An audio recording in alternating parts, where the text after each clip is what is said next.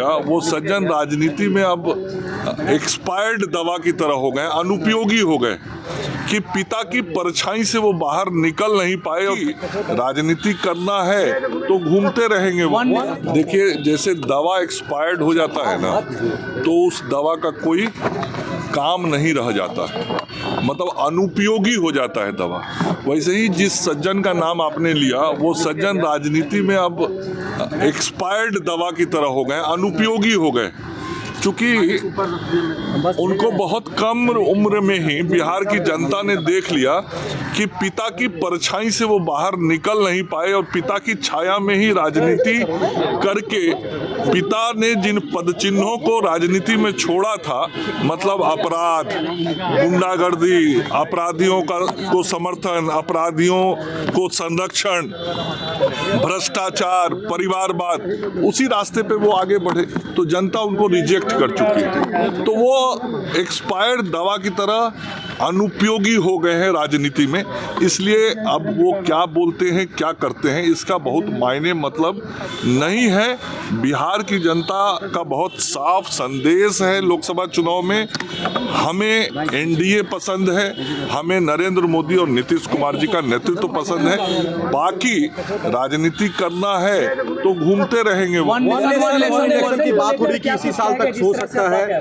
देखिए, ये एक बहुत ही गंभीर विषय है और पूरे देश में सभी राजनीतिक दलों के बीच इस पे विचार विमर्श चल रहा है। विचार विमर्श पूर्व में हुआ है, सभी राजनीतिक दलों के सुझाव लिए गए हैं और देश के पूर्व राष्ट्रपति आदरणीय रामनाथ कोविंद जी के अध्यक्षता में एक समिति गठित है।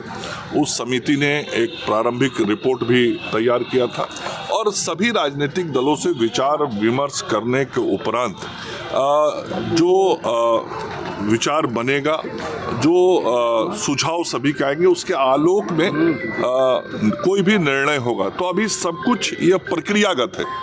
सर, कल पटना में एक बड़ी बैठक हुई थी अल्पसंख्यक समाज की तरफ से। उसमें मुख्य शरीयत इमारत शरिया ने कहा कि अगर थोपा जाएगा वक्फ कानून को तो हम आंदोलन करेंगे। कृषि कानून भी वापस हुआ था और लॉ एंड ऑर्डर खराब हो गया। देखिए, ये जो भाषा आप बोल रहे हैं, मैं सुना नहीं हूँ उनकी बात को, लेकिन जो आप भाषा बोल रहे हैं ये तो ठीक नहीं है किसी के लिए भी।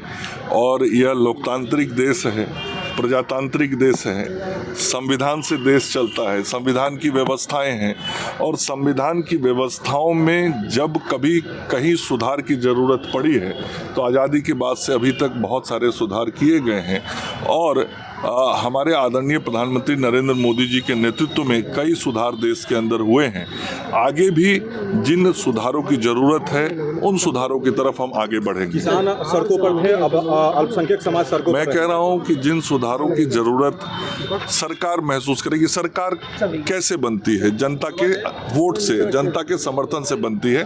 तो जनता ने जो मैंडेट दिया है उस मैंडेट के अनुसार हमें जो भी आवश्यक इस देश के लिए लगेगा वो काम निर्णय करके करेंगे, सभी से बातचीत करके।